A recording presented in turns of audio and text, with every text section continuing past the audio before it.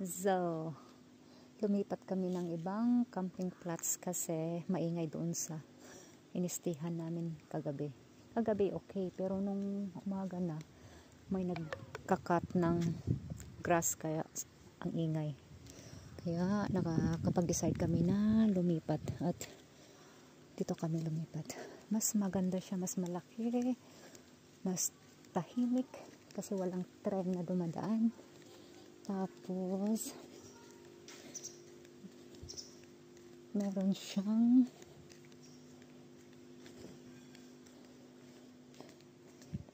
yan, pwede dito manghugas, maglaba, may microwave, tapos CR ng lalaki,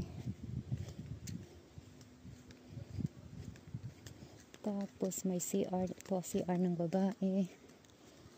Ang ganda, in fairness, ang ganda ng CR nila. Ayan yung CR. Ayan. O diba? Mas comfortable dito kaysa doon sa inistihan namin kagabi.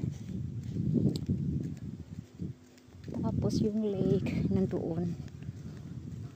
Diretso lake na yun. Baka maligo kami or siya bukas. Ako hindi pwede kasi may regla. Tapos pwede mag-grillin. Pwede mag-barbecue. O diba? So, yan yung asawa ko.